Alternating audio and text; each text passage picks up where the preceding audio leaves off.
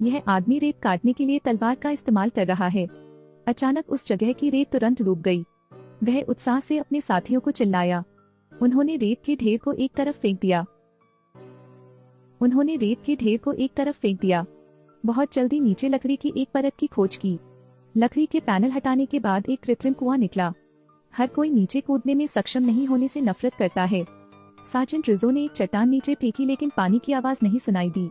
उनके भाव तुरंत काले पड़ गए, लेकिन रिजो ने हार नहीं मानी। उन्होंने अपने साथियों को नीचे आकर जांच करने को कहा। मुझे उम्मीद नहीं थी कि मेरी टीम के साथी कुछ खोजने के लिए नीचे आएंगे। आखिरी उम्मीद टूट गई है। समूह तुरंत निराश हो गया। जैसे ही उसका साथी ऊपर जाने वाला था, उसने बहते पानी की आवाज सुनी। खोजने के लिए तुरंत कुएं की दीवार का अनुसरण करें। अंत में उन्होंने पानी के एक छोटे से स्रोत की खोज की। केवल 12 बूंदें हैं, लेकिन हर बूंद उसके दिल की तह में है। उसने जल्दी से एक गिलास पानी के साथ उसे उठा लिया। वह लालच से चाटता है और फिर अपनी हथेली में पानी की बूंद को चाटता है। कुछ घंटों बाद अंत में 2 कप पानी भर गया। ऊपर कामरे, ध्यान से रस्सियों से ऊपर खींचो, छूटने के डर से।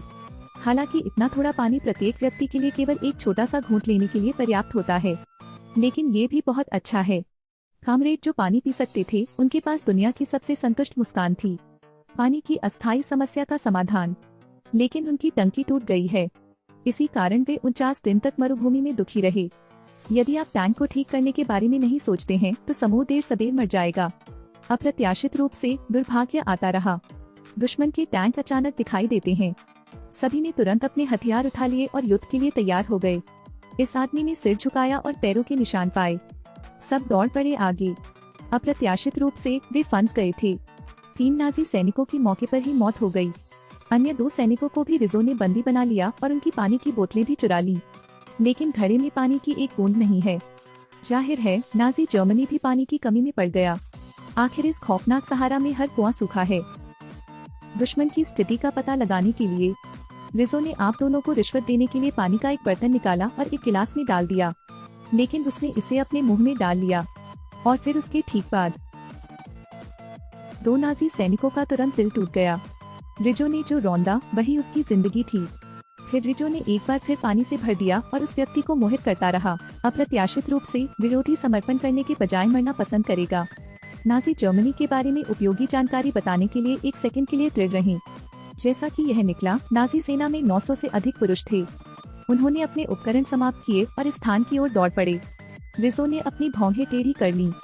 तुम्हें पता होना चाहिए, उनकी गठबंधन सेना में अब केवल 9 लोग ही बचे हैं। इसके अलावा बारूद चावल से बाहर है। यहाँ तक कि क्षतिग्रस्त टैंक का भी उपयोग नहीं किया जा सकता है। लेकिन तभी सिपाही ने कहा कि नाजियों ने कुछ दिनों के लिए पानी बंद कर दिया था। यह सुनते ही रिजो का आत्मविश्वास दोगुना हो गया। यदि यह अप्रत्याशित नहीं है तो दुर्घटना होने वाली है। सिपाहियों ने रिजो को बताया कि कुआं सूख गया है, पानी का कोई स्रोत नहीं है। यहाँ आने वाले नाजियों के पीछे और अधिक गठबंधन सेना को खतरा होगा। इसलिए रिजो ने जानबूझकर दोनों नाजी सैनिकों से कहा कि कुएं में अब भी पानी है। यदि आप पानी चाहते हैं तो आपको बदले में भोजन का उपयोग करना होगा। इसके बाद रिजो ने उन्हें जाने दिया। इसके बाद उन्होंने बैरकों के चारों ओर जाल बिछाया और बम लगा दिए। निश्चित रूप से जब नाजियों ने सुना कि विरोधी टीम के पास पानी है, तब मैं अब लाइन पार करने का इरादा नहीं रखता, लेकिन बस डटे रहो और पागलों की तरह कुत्ते की तरह कुएं की तरफ दौड़ो। लेकिन वे नहीं जानते कि जो उनके लिए इंतजार कर रहा है वह एक जाल है। नाजी सैनिकों के इस जत्थे को 10 साल से पानी नहीं मिला है। जैसे ही मैंने सुना कि सामने पानी है, मैं तुरंत भागा। वे क्या नहीं जानते कि सामने वाली टीम केवल 9 लोगों की है। फांसीवादी सेना का 100 गुना अधिक सामना करना। रिजो शांति से आज्ञा देता है। सबके पास हथियार तैयार है। सहारे के लिए दीवार उधार ले लो। जब फांसीवादियों पर बमबारी की गई तो उनमें से 9 ने उसी समय शूटिंग शुरू कर दी, फासिस्टों को भगाने के लिए। रही बात सामने वाली तस्वीर की, तो रिजो ने पहले ही उसे बम से भरने का ऑर्डर दे दिया था। कोई रास्ता नहीं, फांसीवादी सेना को पीछे हटना पड़ा। लड़ाई का पहला भाग समाप्त हो गया है। गठबंधन टीम ने एक व्यक्ति को खो दिया, केवल 8 लोग रह गए। इसी समय नाजी सेना का सेनापति बातचीत करने आया। रिजो अकेला चला गया, लेकिन सेनापति ने प्रमुख को देखने के लिए कहा। लेकिन मुखिया नहाने में व्यस्त था और उसके पास उसे देखने का समय नहीं था। सेनापति ने उसकी ओर देखा और मुंह से झाग निकालना चाहता था, लेकिन उसका मुंह अभी भी कड़ा था। उसने उनसे कहा कि वे अपने हथियार सौंप दें और यहाँ से चले जाए, नहीं तो वह हमला कर देगा। रिजो ने तुरंत मना कर दिया। इसलिए फांसीवादियों ने मोटर दागे और गोलाबारी शुरू कर दी। लेकिन गठबंधन टीम के पास समर्थन की दीवार है। उन्होंने पानी पिया, इसलिए उनकी ऊर्जा प्रचुर मात्रा में थी। इस लाभ के लिए धन्यवाद। मैं दुश्मन को खदेड़ने में सक्षम था, लेकिन फांसीवादी सेना के पास पानी की कमी थी, इसलिए वे गिर गए। अब हमला करने की ताकत नहीं है। सेनापति फिर बातचीत करने गया। एक स्वरोजगार सिपाही उनसे मिलने गया। फिर जब दुश्मन रक्षाहीन होता है तो वह अपना चाकू निकाल लेता है। फांसीवादी सेना के कमांडर की मौके पर ही मौत हो गई। अपने सेनापति को खोने वाले फांसीवादी तुरंत पागल हो गए। एक बार में सभी हथियारों का प्रयोग करें। अंधाधुंध बमबारी के बाद गठबंधन टीम केवल 2 लोगों के साथ रह गई थी। उन्होंने बची हुई कुछ गोलियां अपनी बंदूकों में भरी और एक आखिरी बाजी खेलने का फैसला किया। शेष सभी फांसीवादी सैनिकों ने भाग लिया।